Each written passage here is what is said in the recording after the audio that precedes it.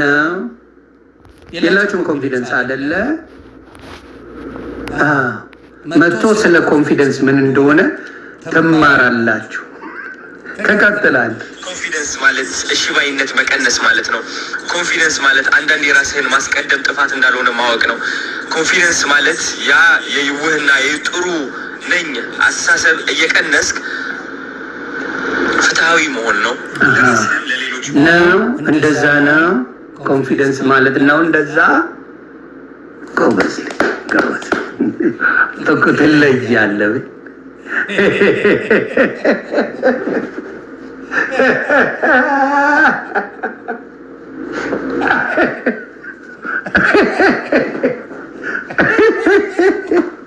ኮንፊደንስ ማለት እንደዛ ነው። ታንኪዩ ይቅርታ።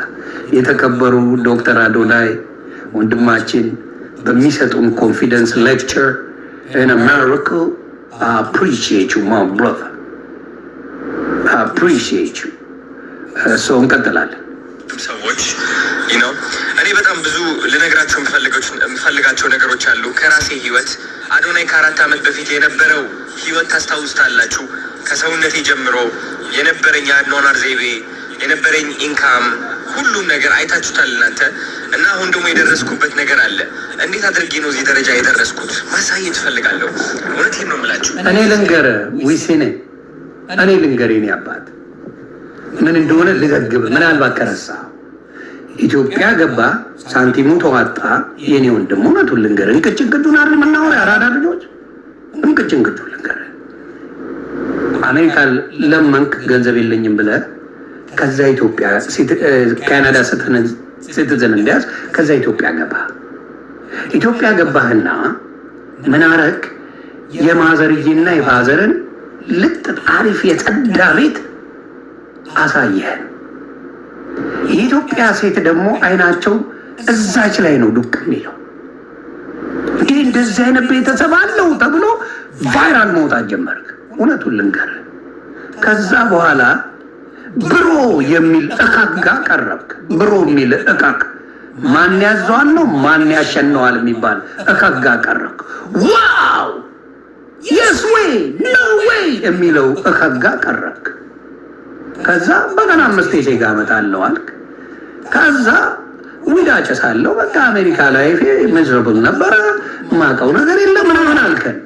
የምናስታውሰውን ነው ላይፍ ጆርኒን ስለነገርከን ማለት ነው። ኢትስ ኖት አ ሄት። እግዚአብሔር ምስክሬ ጣልቼው አይደለም። ከዛ ዩ ቢካም የዲቻ 3 ልጆች አነሳ ደቡብ ላይ።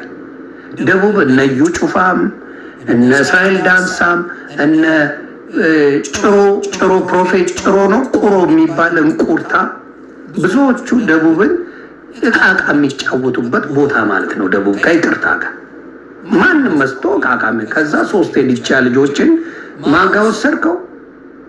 ጩፋ ጋር ወሰድክ። ጩፋ ጋር ወሰድክና ጭቡት ያረክ። ጩፋ ምን አረገ? የ1 ዓመት በጀት ቤት ኪራይ ምናምን ዘጋላችኋለሁ አለ። ከዛ ደቡብ ተነስቶ ቀወጠልህ። ደቡብ ቀወጠው በ3 ዲቻ ደቡብን በሙሉ ተቆጣጠርከው። ናው ጥሩ ስራ ነው ሰው እያለ ሰው ምን ማድረግ ጀመረ? ወደ አንተ ፎከስ ማድረግ ጀመረ። ከዛስ ጃኒዬን ያስክ። ጃኒ ደግሞ ሶሻል ሚዲያ ላይ የታወቀች ምርጥ እህታችን ናት። በጣም ሰው የሚወዳት ቀለል ያለች ምንም እንትን ማትል ጃኒሻ ጋር ሆንክ። ከዛ ከጃኒሻ ጋር በሮማንቲክ ሙድ መጣ። ሰው በቃ እንደዚህ አይነት ነገር በጣም ወደደና ምን ማድረግ ጀመረ? አንተን አዶናይ ማለት ጀመረ። ተግባባን? ጃኒ ብዙ ሰው ክሬዲት ያልሰጠው የጃኒን ሮል ነው። ሰው ሁላ ሸሽቶ ነበር ብለሃል። ከዛ ምን አደረግ? ሰይፉ ጋር ይቅረብ አይቅረብ የሚል ሰይፉ አላቀርብም የሚል ነገር አመጣ። ሰይፉ ፋንታውን ማለት ነው። ምክንያቱም በዛ ሰዓት የተናገርከው ንግግር ያስደነግጣል። እንዲሁም ብዙ ሰዎች ቪዲዮ ሰርተውብህ ነበረ። ታፕታፕ ኮፒ ሊንክ እያደረጋችሁ ብዙ ሰው ቪዲዮ ሰርቶብህ ነበር። ይዛኔ ታስታውስ እንደሆነ ሴጋ መታለው ዊዳ ጨሳለው ምናምን ባልከው ተቀውጦብህ ኔጌቲቭ ሆነውብህ ነበር። ከዛ የሰይፉ ፋንታውንና የእነሱ ተቃራኒ ደግሞ ቴዲ አፍሮና አምሰለት ሙጬ ናቸው። አትመቻቹም፣ አትዋደዱም። ኤቭሪባዲ ኖውስ። ከዛ ያንን ስታይ አምሰለት ሙጬ አንተን አቀረበችና በደንብ ማንንም እንደዛ አስተናግዳ አታውቅም። በጣም በቆንጆ ሁኔታ ተስተናገድክ። እዛ ገባ። ልነግርህ ነው እያንዳንዱን ነገር ስለምናውቀው ማለት ነው። እዛ ገባ፣ ከእሷ ጋር ኢንተርቪው ያደረግክ ምናምን ተጨዋወታችሁ። እሱም ቫይራል ወጣ። ከዛ በኋላ ሰው ምን ማድረግ ጀመረ? የተወሰነ ነገር ምን ማድረግ ጀመርክ? ይሄ ለምን ቻሌንጅ አልጀምርም በሚል ጀመርክ። ቻሌንጅ ተጀመረ። የመጀመሪያው እግዚአብሔር ይስጣቸው ጋይ ሰለሞን ይሪመምበር። ጋይ ሰለሞን በጣም የተወደዱና የተከበሩ አርቲስት፣ ግን ኢትዮጵያ ላይ አርቲስት ስም እንጂ አብዛኛው ገንዘብ የለውም። በጋይ ሰለሞን መኪና ይሰጣቸው በሚል ቻሌንጅ ጀመርክ። ይጋዳርጉ ነው።